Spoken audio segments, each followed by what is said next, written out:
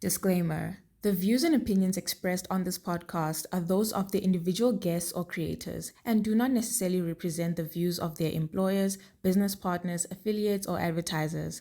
Any opinions, advice, or statements made on this podcast are not intended to be taken as fact or professional advice. Please consult a qualified professional before making any decisions based on the content of this podcast. Hi everybody, welcome to Untapped Designer. My name is Maureen, the even the queen, the even the princess, Pinduro, the answer, whichever one you prefer. Welcome to another episode of Untapped Azania. I do not chill alone. I chill with the one and only Mashudu. How you doing, Mashudu? I'm fresh and my fresh just gets fresher. What's the mood? What's the temperature, my You know, the dog? diamonds in production are glowing greater than the pressure. I love that. Welcome to another episode once again. If you're new here, please like, subscribe. Let us know what you've been tapped into so we can tap into that as well. If you're returning, what have you been waiting for? Also like, subscribe. Let us know what you've been tapped into so we can tap into that as well. But without wasting any time, my dog, what have you been tapped into?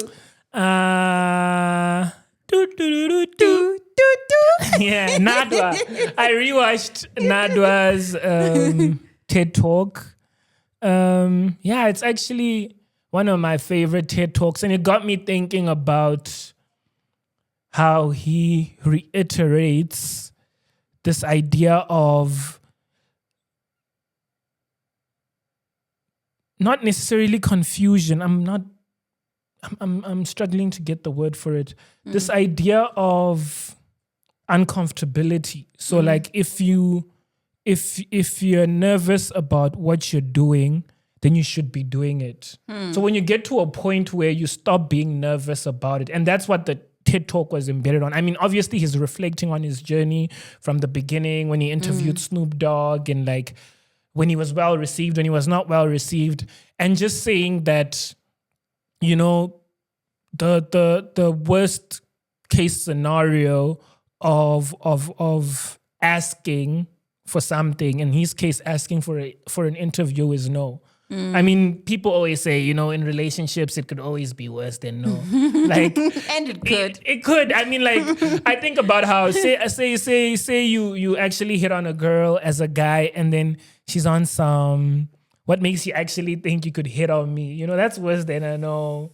I feel, you know, like you could have just said no. Now you're telling me, where did you even get the girl? Yeah. But yeah, it was making me think about that. Like, the minute you actually feel like you are good at something, you should move from it, you know, or you should find a way to evolve and just create some level of discomfort, even in that specific realm, because that's how you grow.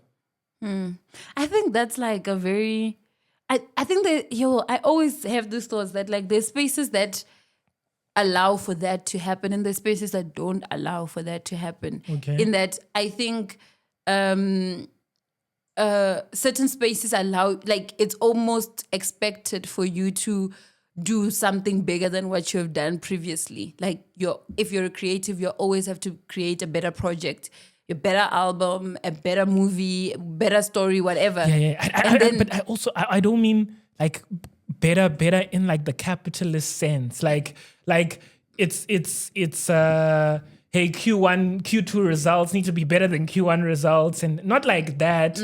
But I'm saying it more in the sense of just pushing the envelope.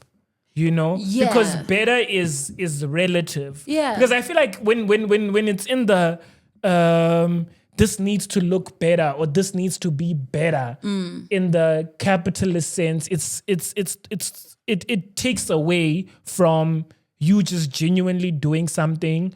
I'm more better in the sense of just challenging yourself as opposed to like, hey, it's just better because it needs to be better. Yeah.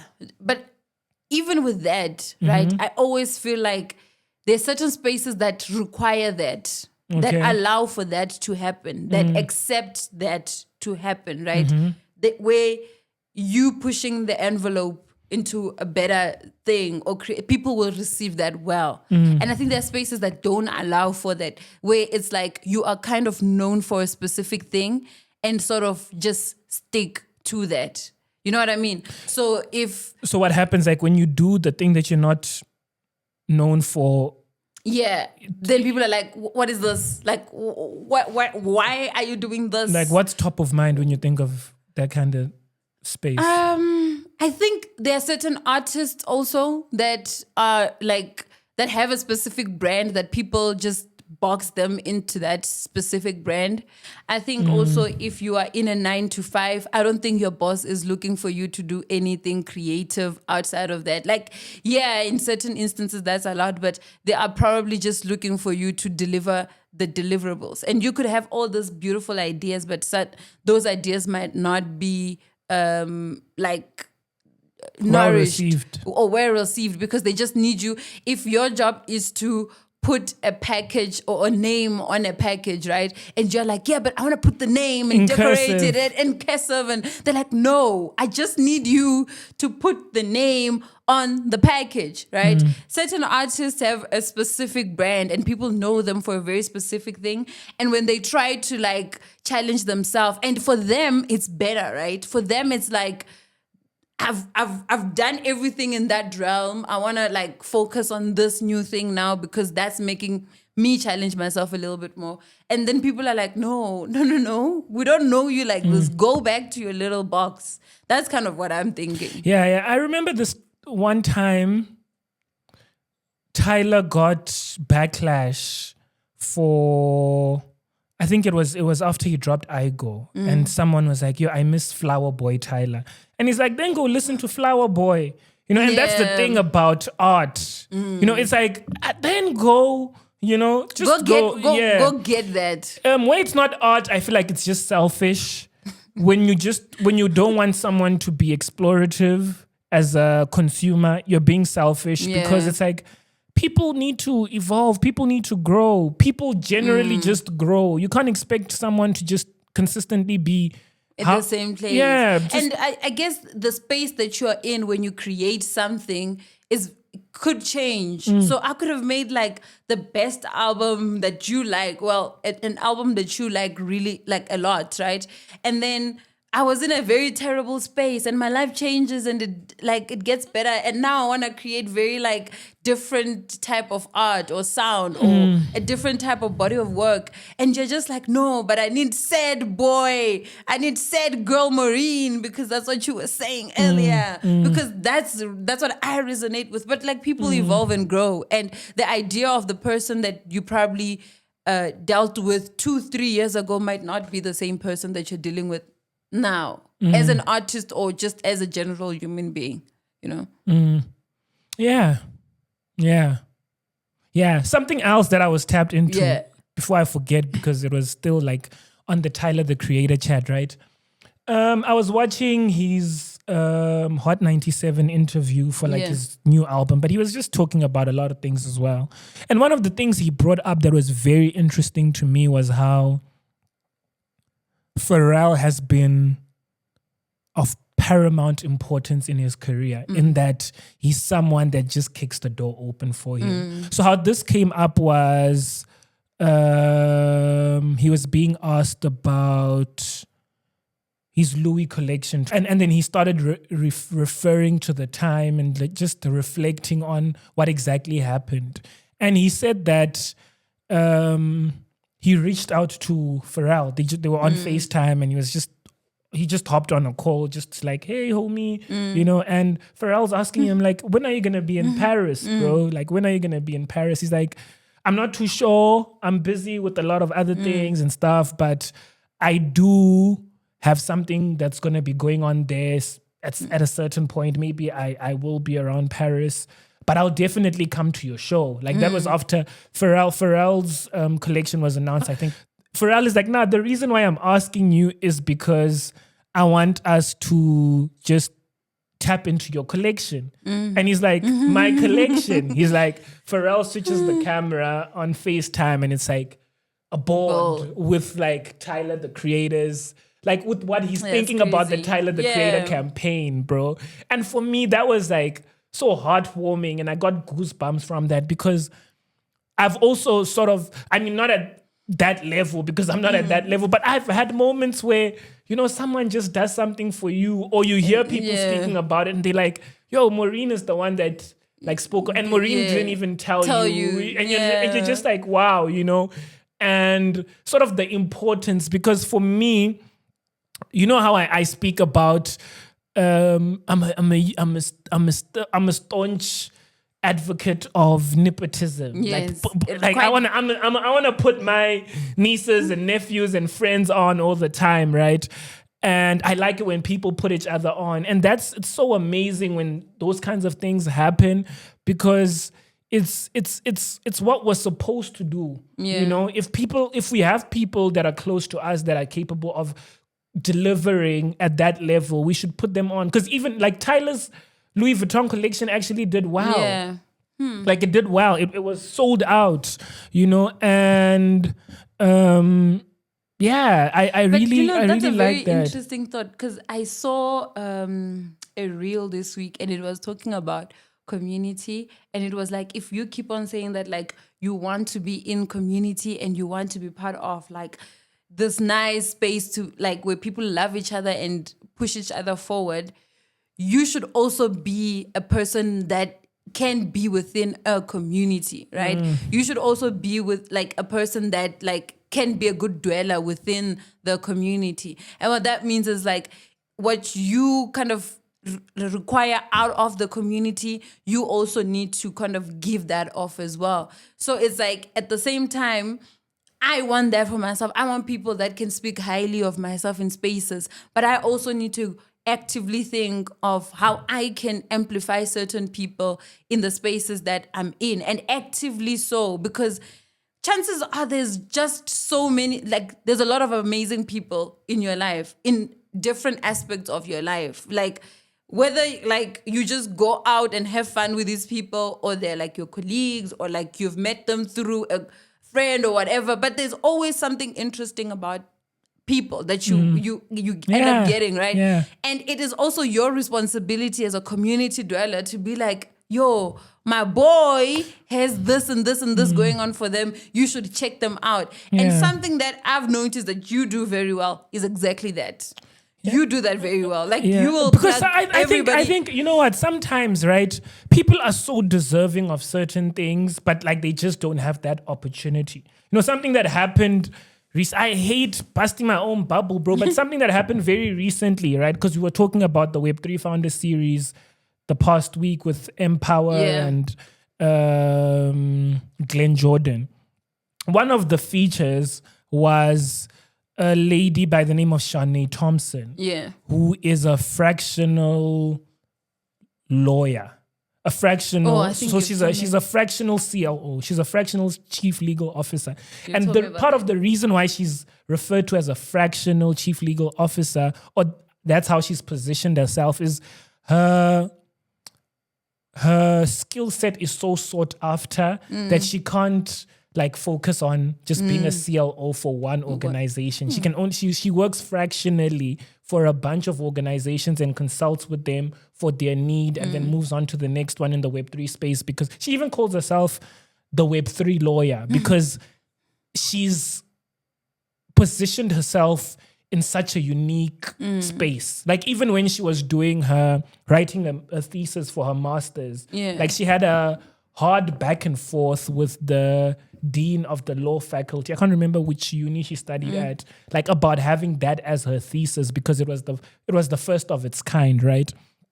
And there was someone who's very close to me who was so much more deserving of like engaging with Shanae Thompson than I was. Cool, I'm just doing this thing out of just my curiosity and the fact that I just want to have her featured on my series.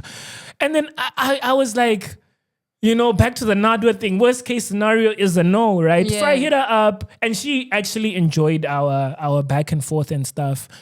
And I actually hit her up, and I'm like, yo, I have someone, like a sister cousin of mine that is studying law, and it would be really great if she could do vac work with you, because I think there's so much she could learn from you. And I know that bro, like she's gonna kill it, bro. Yeah. Like what she could do, like the level of engagement with someone like Shanae, Amazing. Out the park.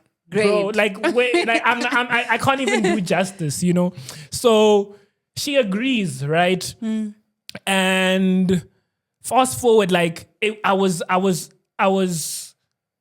not surprised when she got to do the vac work at Shanae's thing. She also featured on and published work alongside Shanae. That's crazy. You know, in the short period of time that crazy. it was like That's vac work. crazy. Yeah. So it's like, that's the thing, bro. Like many a time we're in positions and there are people that not necessarily more deserving, because I mean, God put you there, but I feel like there are people that are that can leverage those opportunities even more than you can leverage from them, given their background, given their skill sets, given what they're capable of, and just given the need for that kind of thing at that period of time, right? Because I look at a situation like this and what that will do for her. Yeah. You know, she's working with the Web3 lawyer, and it's like... But it's perspective, Meshi. Not everybody has that perspective, right? Not everybody sees the world in that way, right? And like finding people that see the world in that way is not as easy as you might think, right? Because some people, and some people is not even like in a malicious way, they just don't think about other people in that, but they just live in their own world so much that they're not actively engaging with what they're doing to the point that they think of other people that could like leverage certain opportunities, you know? So again, back to the community thing, I think like if you want a community that gives off a certain vibe, it's important that you actively engage in the activities that you want received back to you. So whatever you want done to you, kind of put that out there in the world, and hopefully that finds the right people that can actually just like, and I think give that also off as beyond that, right? I think there's also the element which also I feel makes a lot of people uncomfortable, because there's very little you leverage from it. But then there's also being the person you wanted other people to be. And that's way past you. Yeah. You get me? Like, when I was this age, when I was younger, I wish there were people that could put me onto these opportunities. You're never going to be able to get an opportunity like that because you're much older. But be that I remember there's like a Stormzy line, man, where he says something like that, where he's like, I became what to niggas what niggas weren't to me. You get me? Like, and it's that you can't leverage from a certain, you didn't leverage from a certain at a certain time from certain relationships, because the people didn't act in those ways. But like you act differently, and the put sad people thing on. about that is that the people that even do that's why I'm saying like it's important to find the people, because a sad thing about people that actively go out in the world and put positivity out there and spread a lot of love and light, they rarely get that back. Like they rarely, like you could think of people that are literally just like probably the best human beings you've ever met, and you will think about how much of bad things have happened to them because of other people.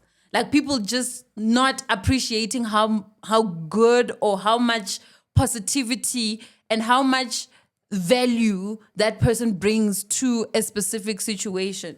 You know what I mean? Yeah. And like for me, it makes me so sad, because I every time people force you to be a hero, bro, in the sense that like you might be going out there just putting out what you want to receive back. But like you end up being the hero because you're giving off things that you're never going to receive back. And sometimes you get to a point where you know you're not going to receive those things back, but like you're just, that's what you are, and just give it and you keep on giving, but you probably are never going to receive that light back. Yeah. And that's why I'm emphasizing on the fact that if you go out in the world and you're receiving these things from other people, actively think about how you can contribute and pay that forward, because chances are the people that are giving that to you cannot receive it back, have not received it back. You know what I mean? How I also see it is, I think it was Jay Lorenzo who said,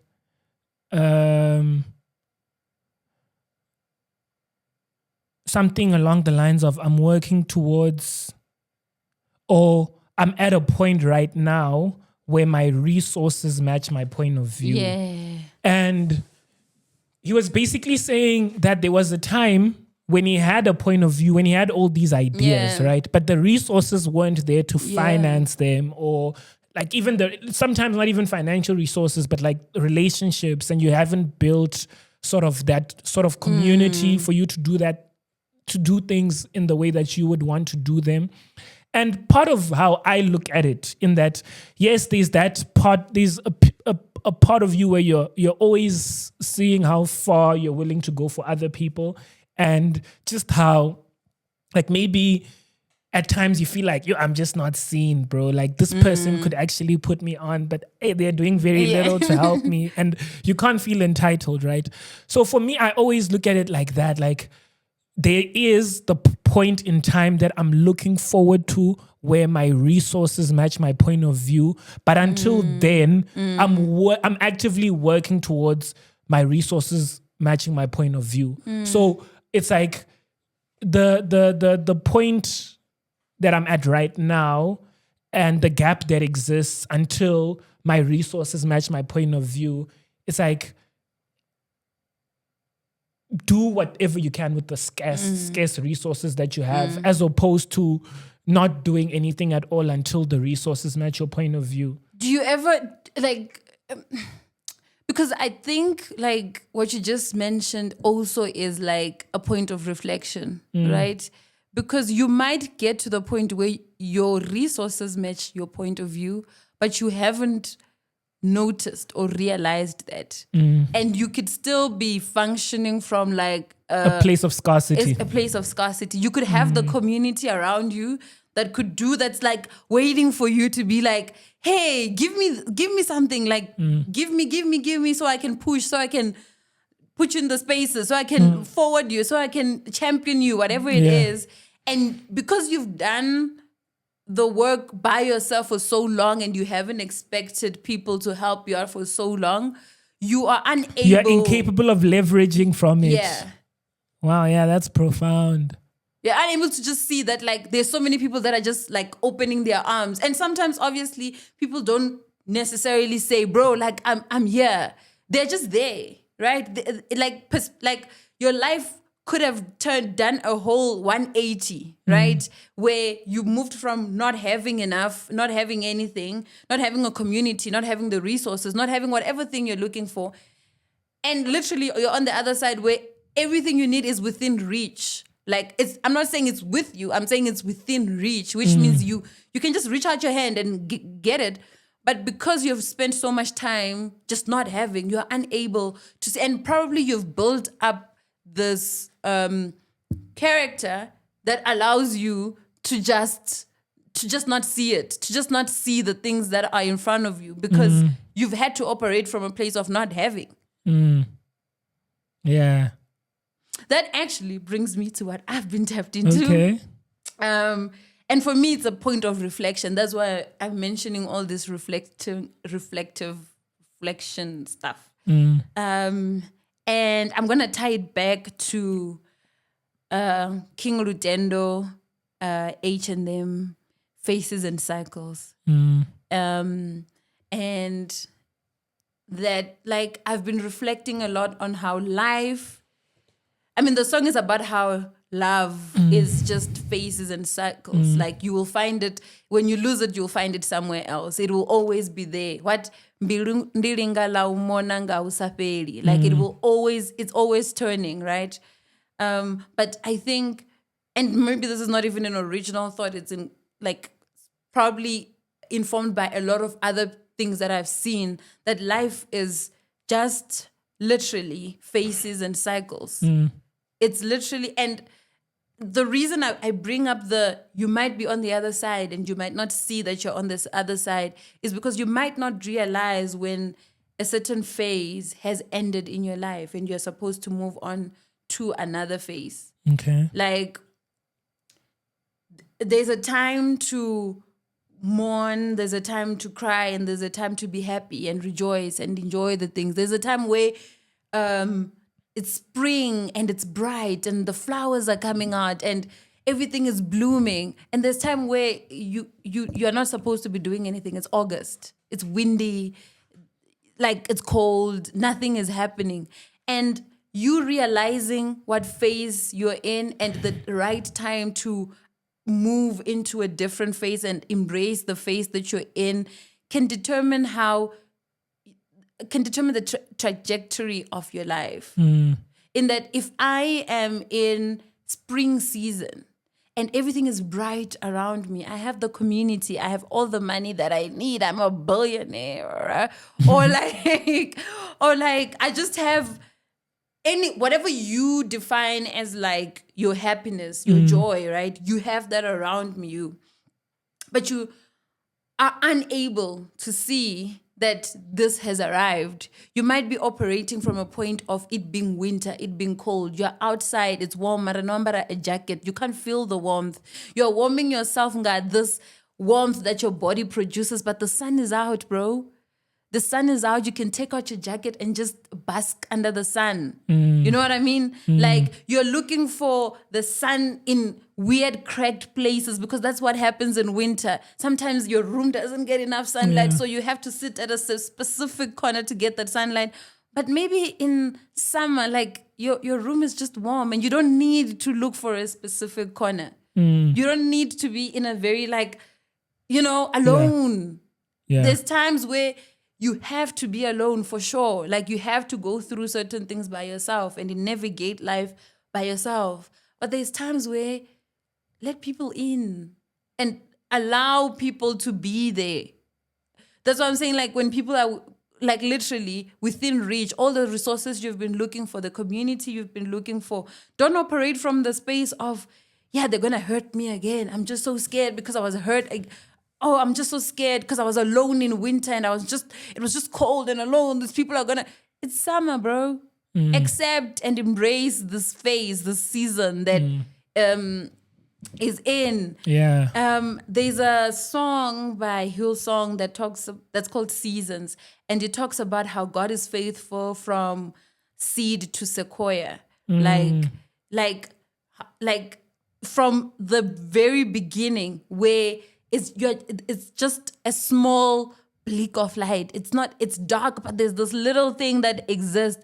God is faithful there. He's faithful when it's a little tree that everybody can see now, when it becomes a bigger tree. But he's also there when it's a very big tree and it's carrying a lot and it has to stay grounded and it has to stay in the same place. He's there too. So in all of those phases, bro, winter, summer, spring, there's love, there's no love, there's warmth, there's no warmth. God is there. And for you, it's just to be present and understand whatever season you're in, you have to embrace that. That's my thought. Yeah, that's powerful. That's powerful. It was just making me think of this, like my introduction to therapy, right, was a death. I think I've mentioned this. It was my a bestie of mine dying, and then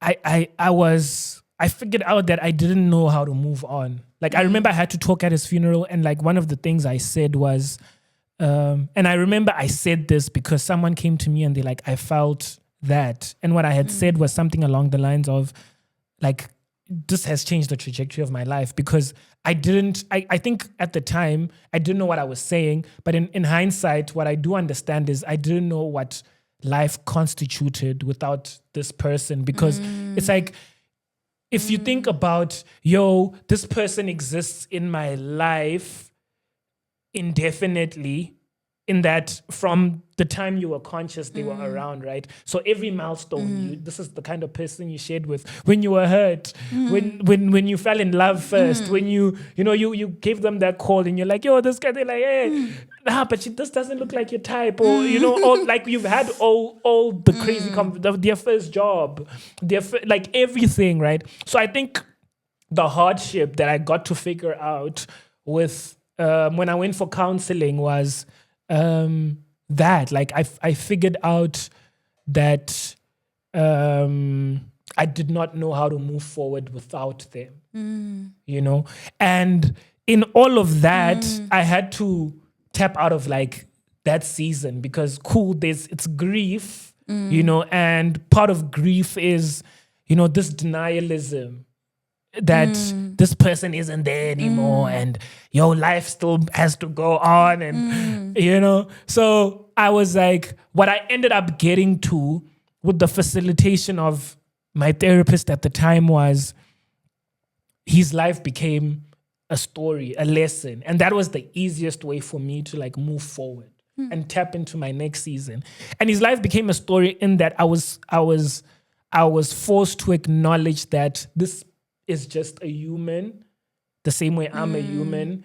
And in as much as their death has made them the saintly figure to me because I don't have access and because I'm longing, it's like this is Seraph, this is an angel, bro.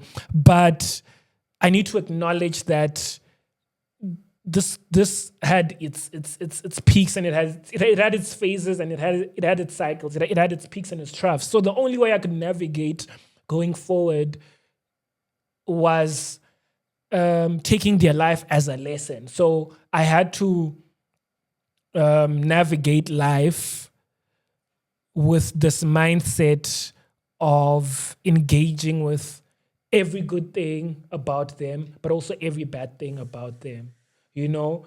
And that's the only way I could tap into my next season. Sure. Yeah. That's tough. Yeah. That is tough, right? Because my next season constituted understanding that this person isn't there anymore. So having to move forward was acknowledging that every time I need to think of this person, I need to just reflect on how they would see a situation or how they would engage on a situation. And that's up and down. Bro. It's depending. not like, yeah. You know what that's making me think of? And sorry to take a really No, yeah, I'm done. It's making me think of Nota. What did Nota do? Nota was like, I don't remember which podcast he was on, but he was like, there's nothing worse than a leaving ex, bro. There's nothing worse than a leaving ex. That's better. And it's like, bro, like, I'm saying this in this perspective that like there's people that have probably gone through terrible things or have experienced certain people terribly, like in a very bad light, right? And when people pass away, right, everybody has the tendency of really sitting down and be like, this was an angel, like this person is amazing, or this person was just like a star. And the truth about a human being and life is that like you are both good and bad, and you are, depending on what phase or how well you're dealing with certain phases in your life, you could actually be an amazing human being, an amazing person, and maybe impact people in a very positive light. But there isn't a single person in this world who does not have a vice, who does not have flaws. Yeah. And putting the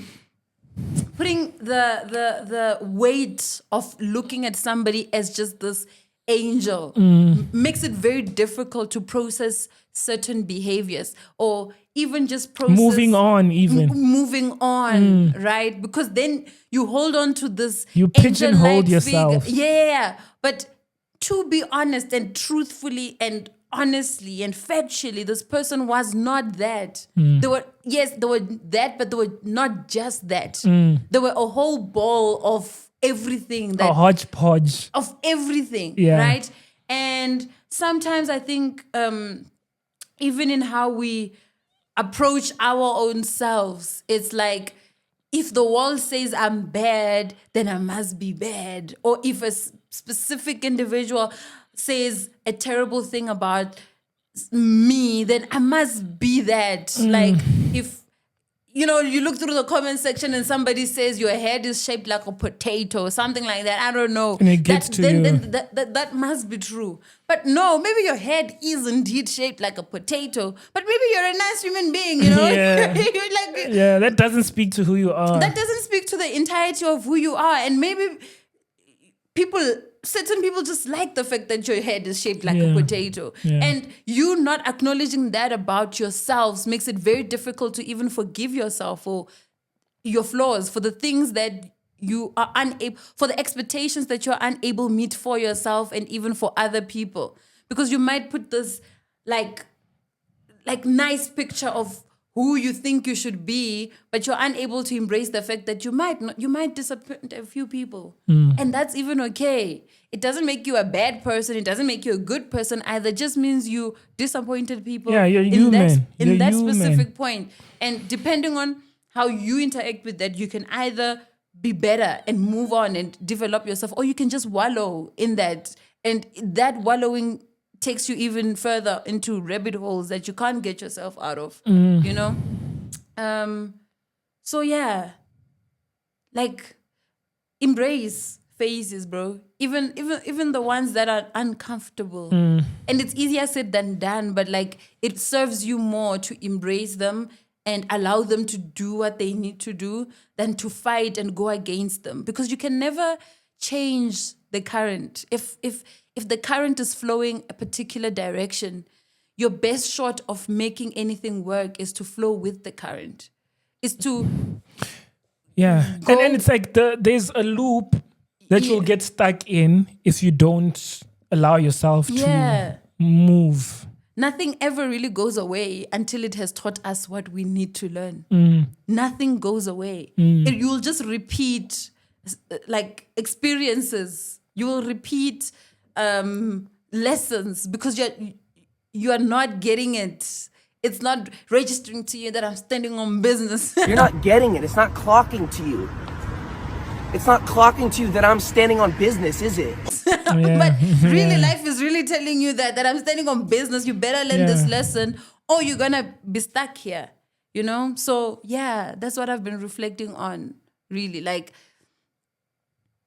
what am I stepping in? Like, also this idea that, like, I'm a constant work in progress, And there's like a positive to that like I'm constantly working on things that I could be better at and improve on. But also, bro, like you are fine just the way you are. Like, don't be so hard on yourself. You know what I mean? Like, you don't have to constantly be working on something, some projects. You're chronically, like, think about this. Like, I was even having a conversation with somebody and I was like, I actually just I think I'm stuck because I am not actively working on anything really. Like, I've always been studying. I've always been in something that was leading somewhere that had an end goal, like a specific end goal that like, I'm going here and at this time this will be done because I'm going to write exams or I'm going to do something that's going to mark the end of this thing. And I was just like, and what you're saying goes back to like the chat I was having earlier when we're talking about the getting better, You could be getting better by not doing. You get me? Like, so when I was reflecting on the capitalist senses, the sense of your ability to evolve being attached to just doing, it's not really about it's this capitalist sense of like it's like a assembly line type lifestyle. Let's just get to the next. It's Q1 and it's Q2, it's Q3, it's Q4. You need to the results need to get, like you need to deliver more vehicles. You need to produce, be more creative. Yeah, you need to produce more hoodies. You need to as opposed to create a hoodie that's different from, like, use a better type of fur. Go and explore a different kind of fur, even if that takes 7 months. Yeah, but even that requires courage because not everybody's going to be happy with you exploring a different type of fur, you know. As much as you like, that's a good thing, and that is good because you are doing something that is better for you. It's better. You're exploring something better. But the way in which life is set up is that you'll find people that are like, nah, bro, I just don't like this fair thing. I just don't like this new thing that you're doing. But you kind of have to realize that, like, I'm doing this for the betterment of me, and it's not a matter of product or result. It's the betterment of me. There's my own self-actualization or realization of what I'm becoming or what I would like to become. And those are the things that, like, they're not bought. Like, nobody can put a price on that. I was having a chat with my little brother, and like he got this place and he's making it look pretty, and he's working on it. It's like he was telling me, he's like it's perfect, like it's everything I want. It has its challenges, and he spoke about the challenges, whatever. He's like, there's this. But when I get back from work, like, this is perfect. I look forward to being there. This is perfect. And I said, like, that's the point of life. That piece. It's the moment, it's the now, as opposed to like the longing. Like, make sure the now, making sure that like the space you're in the now, because it's this moment that matters most. Yes. Is the most zen you could ever be. Yes. And that's part of the reason why I also am an avid follower of individuals that are in individual sports, like your tennis, your MMA, your boxing. I really, in as much as I love watching soccer and I love rugby, I genuinely love individual sports because they teach us the importance of nurturing the individual. And a good example I can make is how with a team sport, right? Even if someone's going through the most, they could fall further down into the abyss, even if all they need to do is to just take a step back and stop doing what they're doing. So say a footballer was going through a mental ordeal for whatever reason, right? They can't be like, I'm not playing soccer for a year. You get me? True. And they could be in a position to come back even better than they've ever been. Yeah. But it's not a culture. But if you look at how well Osaka was playing, I genuinely believe, in as much as she didn't win, part of the reason why she's become so much better is that the mentality of just the new generation and saying, yo, I'm taking a step back and I'm not doing this, right? And also the freedom that she has, given that she participates in an individual sport. To be like, I can't. I'm not. Yeah. John Jones recently, MMA, he retired. He retired because he was being forced to, like, hey, you can't. You're the champion. You need to fight Tom Aspinall. And for him, he kept on saying, yo, I don't want to fight Tom Aspinall because right now I'm at a point in time where every fight is for my legacy. Tom Aspinall is the new big guy now. He's like the hot and happening. But I'm not sure if it's gonna fare well on my legacy because this guy, Tom Aspinall, might not even be as great in 20 years' time. I want to fight with people that are proven great, so that on my legacy they say, my resume, they say, John Jones photo, I'm there now. I'm not about titles, right? Yeah. And they pushed him so much that he ended up retiring and saying, hey, it's fine. I'm retiring. Let the division continue, all of that. And he got backlash for it. Like, you're just ducking the best fighter. You know you are going to lose. And the fact that you've never lost means that this was going to taint your legacy. Because, and bro, you can't taint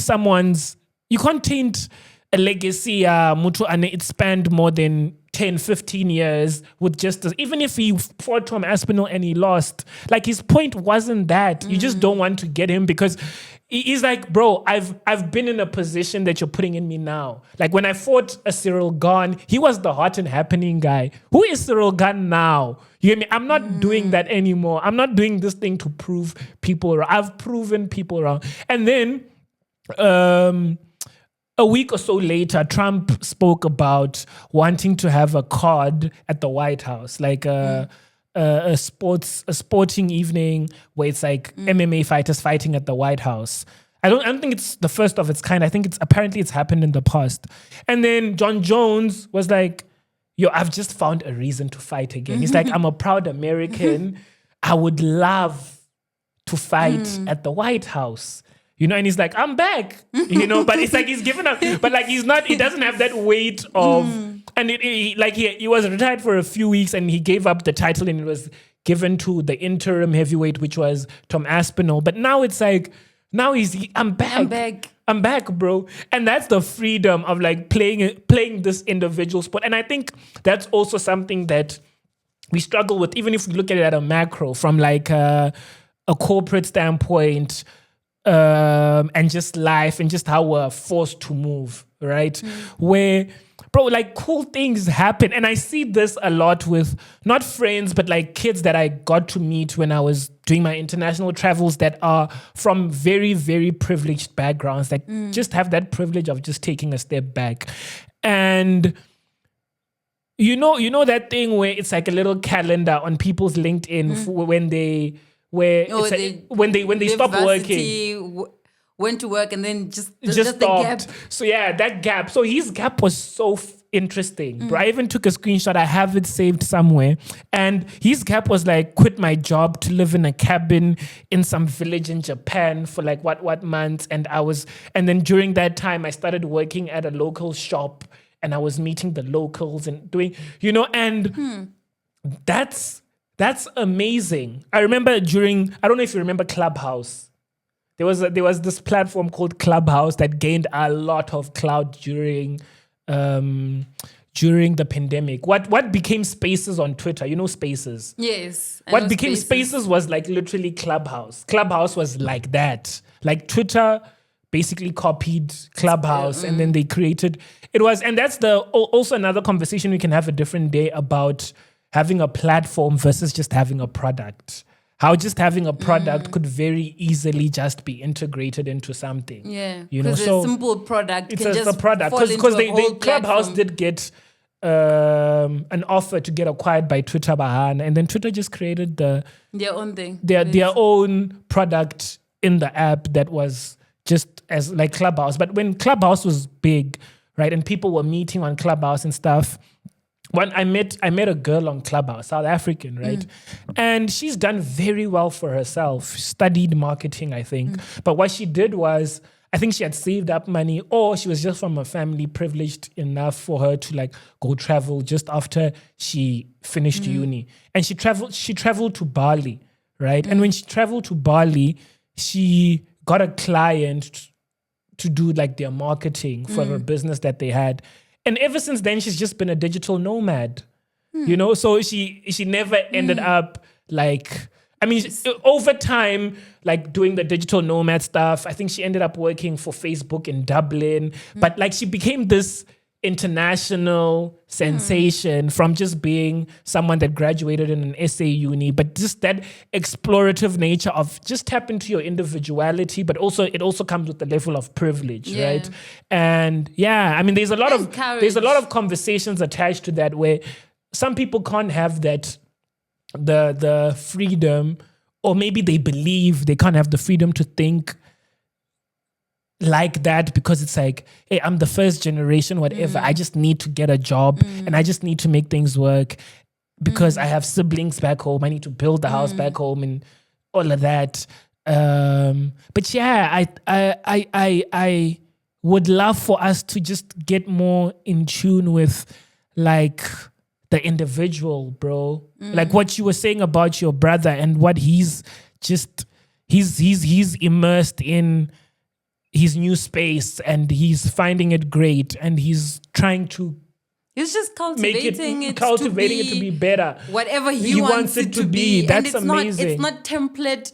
It's not Instagram. It's not Pinterest inspired. It's literally just what he thinks. That's amazing. That's what life. That's what life is about, bro. And it's like that exactly is life. All of these things that you're worried about are just like extras, bro. They will always be there at any point in your life. Anybody can have, like, at any point, even people that have money will tell you like there's something that they're worrying about.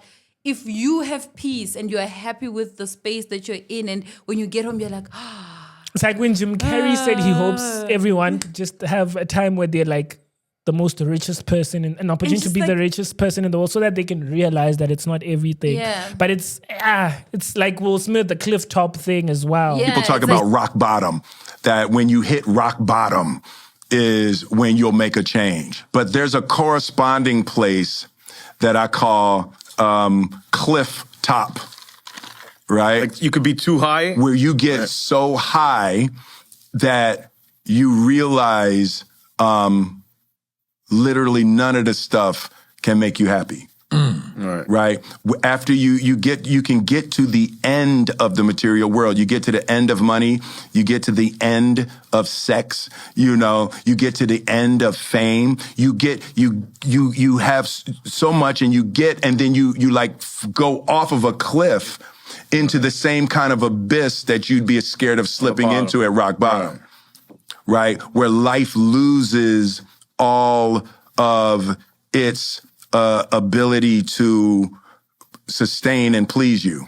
Right. And then the only thing that's left, the same thing at rock bottom, the only thing that's left at cliff top is you have to find what you're actually looking for, and what you're actually looking for is you.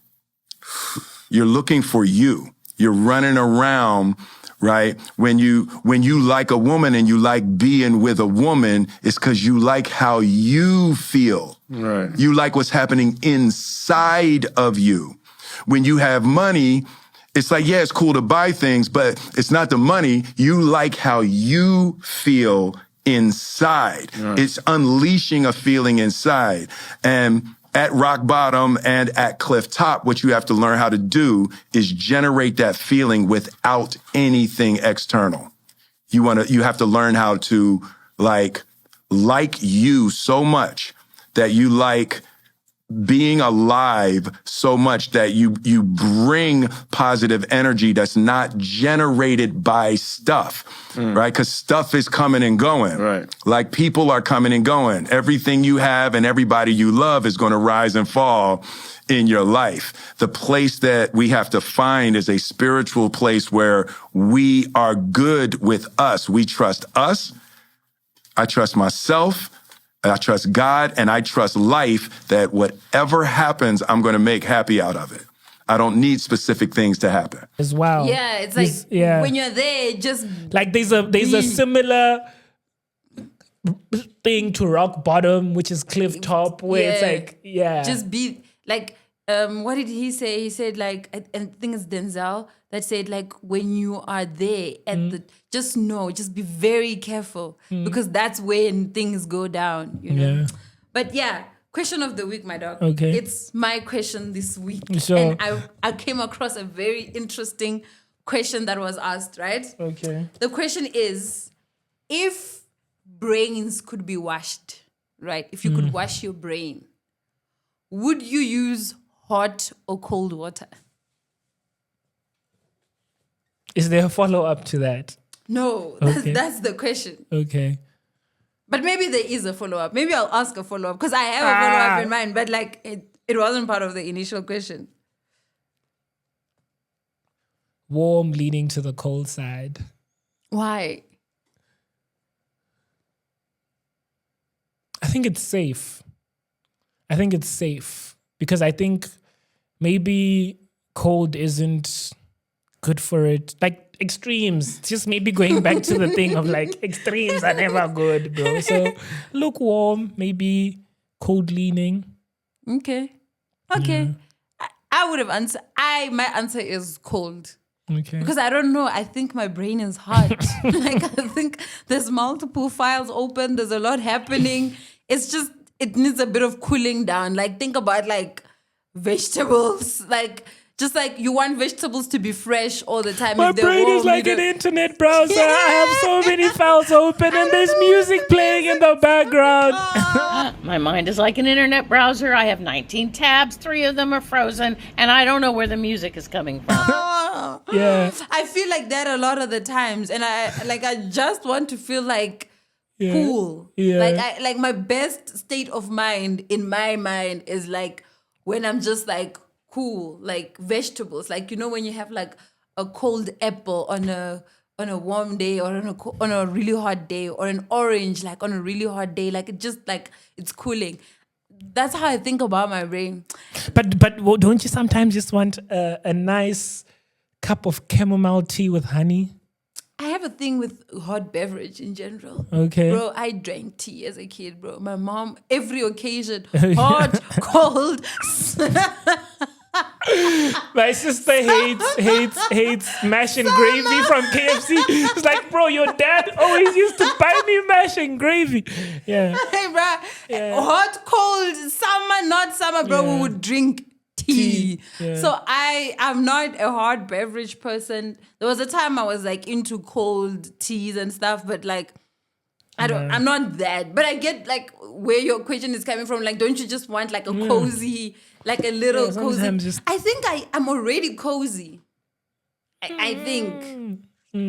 But I think I'm already cozy. Like I think this like my space and like just my surroundings are very cozy. I've created spaces that just allow me to be warm and like chilled. So Okay. I don't necessarily crave for that. But I think sometimes my brain gets a little bit too cozy, gets a little too warm. And I need to like just put some ice on it.